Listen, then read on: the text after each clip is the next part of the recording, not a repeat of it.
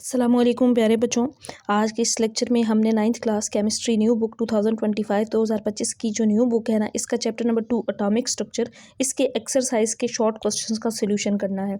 अगर आप लोग इस चैनल पर फर्स्ट टाइम आए हैं तो सब्सक्राइब और वीडियो को लाइक ज़रूर कर दीजिएगा। तो स्टूडेंट्स, इसके अलावा physics, chemistry, math, bio, computer तमाम सब्जेक्ट्स के लेक्चर्स अवेलेबल हैं। सेपरेट प्ले लिस्ट हैं, आप उनसे भी फ़ायदा उठा सकते हैं, वो लेक्चर्स भी देख सकते हैं। इस लेक्चर के अंदर हमने शॉर्ट क्वेश्चंस करने हैं चैप्टर नंबर 2 के। पहला शॉर्ट क्वेश्चन क्या है, वाई इज सेड डैट, ये क्यों कहा जाता है that almost all the mass of an atom, कि ज़्यादातर जो एटम है उनके मैसेज इज़ कंसनट्रेटेड यानी कि मौजूद होते हैं इन इट्स न्यूक्लियस, यानी कि उसके सेंटर, उसके न्यूक्लियस में पाए जाते हैं। ऐसा क्यों कहा जाता है कि ज़्यादातर एटम का जो मैस है वो उसके न्यूक्लियस में होता है? तो इसके आंसर के लिए आपने ओपन करना है पेज नंबर 21। पेज नंबर 21 पर स्टूडेंट्स आप ये वाला पैराग्राफ यहाँ से लेकर यहाँ तक करेंगे। इसमें क्या कहा गया है, it was also discovered that almost all the mass of an atom is concentrated in the nucleus. ये डिस्कवर किया गया कि ज़्यादातर एटम का जो मैसेज है वो उनके मौजूद होता है उनके न्यूक्लियस में। रीज़न क्या है, यही तो क्वेश्चन के अंदर पूछी गई है। Because both the heavy particles, क्योंकि इसके न्यूक्लियस के अंदर हैवी पार्टिकल्स होते हैं। कौन कौन से वो हैवी पार्टिकल्स होते हैं? प्रोटॉन्स एंड न्यूट्रॉन्स होते हैं। Are found to be present here. इस वजह से ज़्यादातर एटम का जो मैस होता है वो उनके न्यूक्लियस के अंदर मौजूद होता है, क्योंकि न्यूक्लियस के अंदर दो हैवी पार्टिकल्स होते हैं, that is proton and neutron. वो हैवी पार्टिकल्स प्रोटॉन और न्यूट्रॉन हैं जो इसके अंदर प्रेजेंट होते हैं। In the nucleus these two particles, यहाँ तक कर लें तब भी ठीक है, लेकिन आगे एक लाइन और ऐड करेंगे आप इसके अंदर, इन the nucleus these two particles, nucleus के अंदर ये दो जो पार्टिकल्स, कौन कौन से? प्रोटॉन और न्यूट्रॉन, आर हेल्ड टुगेदर, एक दूसरे के साथ जुड़े होते हैं, एक दूसरे के साथ मौजूद होते हैं, by a strong nuclear force, एक स्ट्रॉन्ग न्यूक्लियर फोर्स के जरिए, यानी कि इनके साथ एक फोर्स होती है जिसकी वजह से ये पार्टिकल्स एक दूसरे के साथ जुड़े होते हैं, टुगेदर होते हैं, यानी कि बात की गई हेल्ड टुगेदर, एक दूसरे के साथ मौजूद होते हैं न्यूक्लियस के अंदर। यही वजह है कि ज़्यादातर एटम का मैसेज जो है न्यूक्लियस के अंदर मौजूद होता है। इसके बाद स्टूडेंट्स देखें, एक्सरसाइज में हमारे पास है short question number 2, why are elements different from one another. Elements एक दूसरे से डिफरेंट क्यों होते हैं?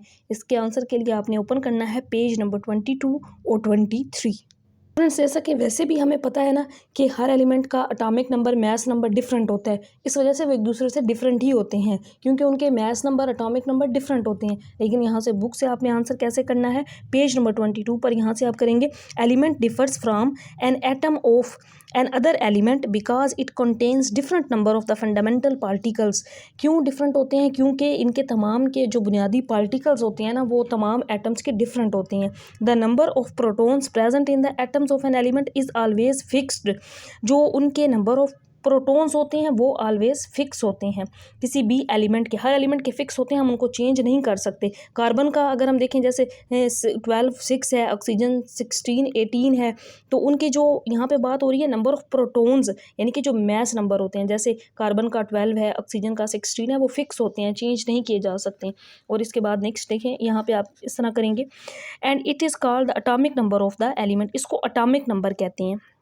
नंबर ऑफ प्रोटॉन्स जो होती हैं ना, उसको एटॉमिक नंबर कहते हैं। जैसे ये देखें, अगर मैं ये लिखूँ ना कि मेरे पास ये कार्बन C12 और 6 है, ये इसका एटॉमिक नंबर होता है, ये जो नीचे होता है, और इसको हम कहते हैं मैस नंबर। मैस नंबर या MN मैंने लिखा है, mass number number of neutrons होते हैं, और एटॉमिक नंबर में नंबर ऑफ प्रोटॉन्स होते हैं जो कि फिक्स होते हैं हमेशा, ये बात की गई है। उसके बाद आपने ये लाइन करनी है, atomic number of an element is unique so that element and the other element is identify by its number. जो उनके ये एटॉमिक नंबर होते हैं ये हमेशा डिफरेंट होते हैं, तमाम के यूनिक होते हैं हर एक के। जैसे यहाँ पे एग्जांपल में अगर मैं आपको दिखाऊँ, देखें कार्बन 12 6 है, ऑक्सीजन 16 8 है, तो फिक्स हैं इनके, तो हर एक दूसरे से डिफरेंट होते हैं। तो इसके बाद आपने ये लाइन करनी है, atomic number the atom of an element में also be identify by its mass number. तो मैस नंबर या फिर एटॉमिक नंबर के ज़रिए ही एटम को डिफाइन किया जाता है। इसी वजह से तमाम एलिमेंट्स एक दूसरे से डिफरेंट होते हैं, यानी कि। तो क्वेश्चन में ये पूछा गया था कि why elements are different from one another, तो आंसर आप लिख सकते हैं, because each element have its own atomic number and mass number, so all elements are different from one another. तो इतना सा आंसर जो मैंने शॉर्ट फॉर्म में बताया ये लिख लें, जाओ जो मैंने बुक पे लगवाया है वो लिख लें। कैसे लिखेंगे? ईच एलिमेंट, मैं अगेन बोल रही हूँ, आप इसको सुने students, each element have its own atomic number, her element अपना अटॉमिक नंबर और अपना मैस नंबर रखता है। सो हर एलिमेंट दूसरे एलिमेंट से डिफरेंट होता है। So each element is differ from another element, her element दूसरे एलिमेंट से डिफरेंट होता है क्योंकि उसका अटॉमिक नंबर और मैस नंबर डिफरेंट होता है हर एलिमेंट से। ये इसका मेन आंसर है। इसके बाद है हमारे पास एक्सरसाइज में तीसरा शॉर्ट क्वेश्चन, ये how many neutrons are present in bismuth, BI, ये देखिए मैंने लिखा है, इसको कहते हैं बिस्मथ, BISMUTH, बिस्मथ BI से जाहिर करते हैं। इसका एटॉमिक नंबर 83 और इसका मैस नंबर जो होता है ये 210 है। अब इसमें नंबर ऑफ न्यूट्रॉन्स पूछे गए हैं। नंबर्स ऑफ न्यूट्रॉन निकालने के लिए क्या करेंगे आप, मैस नंबर को एटॉमिक नंबर में से माइनस करेंगे, जैसे मैंने यहाँ माइनस किया है 210 में से 83, तो बाकी जो आ जाएंगे ये नंबर ऑफ न्यूट्रॉन होंगे, 127 नंबर ऑफ न्यूट्रॉन्स होंगे इसके अंदर।